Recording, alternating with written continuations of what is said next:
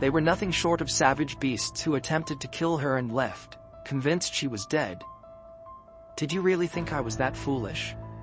But God gave her a second chance at life, allowing her to turn those heartless individuals into a severe lesson that day.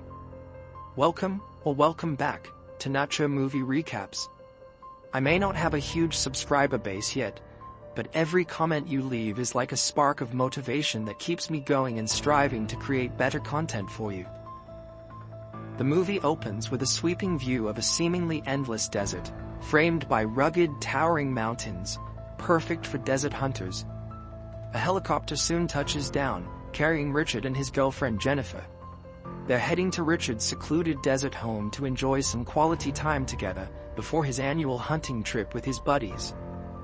As the pilot prepares to leave, he hands Richard a small bag of peyote as a token of friendship, a friendly gift for his guests. Not long after, Richard and Jen enter the house, and Jennifer, who's clearly aware of her seductive charm, teases Richard into a heated moment. They get caught up in a passionate affair. Later that day, Richard gets a call from his wife, which makes it clear that Richard has a whole other life with a family back home. He plays it cool though, as his wife only thinks he's out hunting. The next morning, Jennifer, still in her underwear, heads to the kitchen for some water, only to bump into Richard's friends who have shown up a day early. This early arrival annoys Richard since he was hoping to keep Jen hidden, but with them already there, he reluctantly lets them stay. His friends, Stan and Dimitri, introduce themselves, and it's clear that Stan can't take his eyes off Jen. As evening falls, they all chill by the pool, soaking in the gorgeous desert scenery. Dimitri gets curious about the peyote the pilot gave Richard, and Richard explains that it's a super potent hallucinogen, strong enough to knock out a whole football team. He even shares a story about someone who took too much and ended up sawing off his own leg without.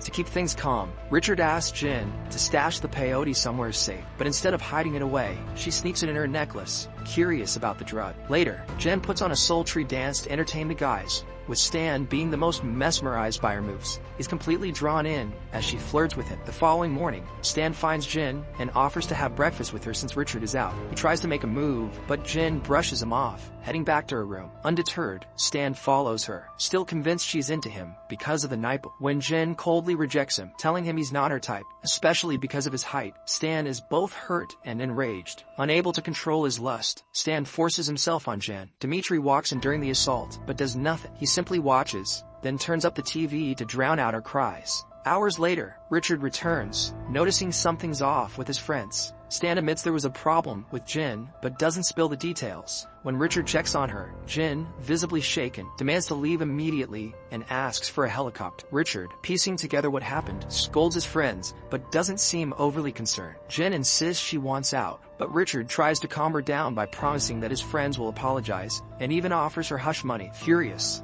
Jen threatens to tell his wife if he doesn't let her go. This pushes Richard over the edge, and in a fit of anger, he chases after Jen when she tries to flee. Richard and his buddies corner her at the edge of a cliff, where Richard pretends to apologize and promises to call the pilot. But as Jen starts to relax, Richard suddenly pushes her off the cliff. She falls and gets impaled on a tree branch. Stan and Dimitri are shocked by Richard's brutalness, but he explains that they couldn't afford to let Jen go, fearing they'd all end up in prison. Plus, Richard is worried his affair will be exposed. The trio head back to the house to grab their hunting gear, planning to return later and cover up the murder. The scene shifts to Jen, who against all odds, is still alive. The branch didn't hit any vital organs, and she struggles to free herself. Using a lighter she finds in her pocket, she burns a shrub holding her up, allowing her to escape, though she's still got the branch stuck in. Meanwhile, Richard and his friends are heading back to dispose of her body. Luckily, Jen hears their vehicle approaching and manages to hide. When they reach the spot, they're shocked to see she's gone, and assume she either escaped or was rescued. They start searching for her, following a trail of blood that leads to a lake, where they split up to track her down. Jen,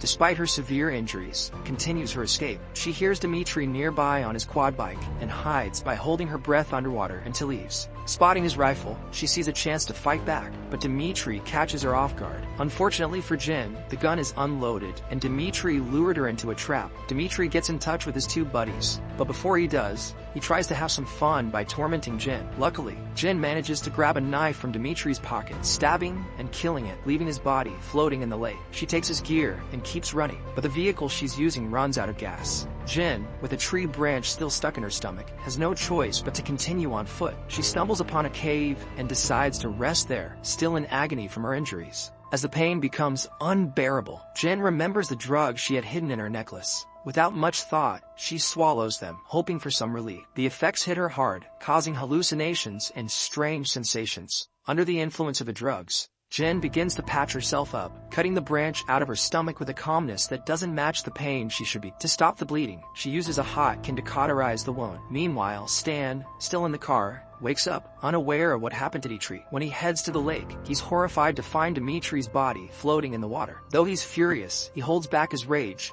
assuming Jen is responsible. The two remaining men toss Dimitri's body in the lake and plan their next move. Richard, blaming Stan for Dimitri's death, snaps at him for not sticking with Dimitri early. They leave, determined to find Jen. Jen, now somewhat healed and sporting a beer can imprint from her impromptu surgery, arms herself with a rifle and sets out, not to run away, but to get revenge. In the desert, Richard and Stan come across the quad bike Jen took and decide to split up to cover more ground. Stan, checking his reflection in a mirror, unknowingly gives away his position to Jen. Despite being barefoot, she tracks him down. After driving for a while, Stan's car runs out of gas, and Jen seizes the moment to take aim with her rifle. Although inexperienced, she tries to hit Stan's vital areas. The bullet only grazes his shoulder, but it's enough to make him scream in pain. As Jen approaches, she notices Stan has vanished, but she follows his trail of blood. Stan, already injured, uses a sock to slow them. Jen eventually loses track of him when his blood trail stops at a spot where she only finds a shoe. Stan, now hiding, loads his gun, aiming to shoot Jen from behind. However, his injured shoulder makes it tough to aim, and his shot only grazes Jen's ear. She flees, with Stan firing at her. Desperate, Jen uses a shard of light to temporarily blind Stan, giving her a chance to escape. Stan steps on broken glass, injuring his foot, and limps back to his car to continue the chase. Though seriously wounded, he powers through the pain, fueled by anger. In the end, Jen gets her revenge on Stan, killing him. As she inspects his lifeless body, she hears Richard's voice through a walkie-talkie. Her fury reignites when she hears the voice of the man who almost killed her. Meanwhile, Richard, frustrated by his inability to find Jen, concludes that Stan must have been killed. He decides it's time to leave and calls the helicopter pilot. Back at his house, Richard, overwhelmed by the situation, starts to clean up, getting ready to leave. But then he hears a noise, prompting him to check things out, completely naked at the time. Fearing Jen has come for him, he searches the house, but finds nothing. Suddenly, the TV turns on, and Richard's fear becomes reality. Jen is there, pointing her shotgun at him. A gunfight breaks out, with Jen hitting Richard in the stomach. Despite being wounded, Richard tries to flee, but Jen chases him. Richard, now weakened by blood loss, attempts to patch up his wound using a food wrapper, but Jen finds him, and a final confrontation ensues. In the end, Jen uses her last bit of strength to attack Richard's stomach wound, finishing him off with a final shot. At last, Jen gets her revenge on the man who wronged her. Covered in blood, she steps outside, hearing the sound of the approaching helicopter.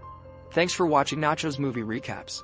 If you enjoyed this video, like, subscribe, and hit the bell for updates. Share your thoughts or requests in the comments below. See you next time.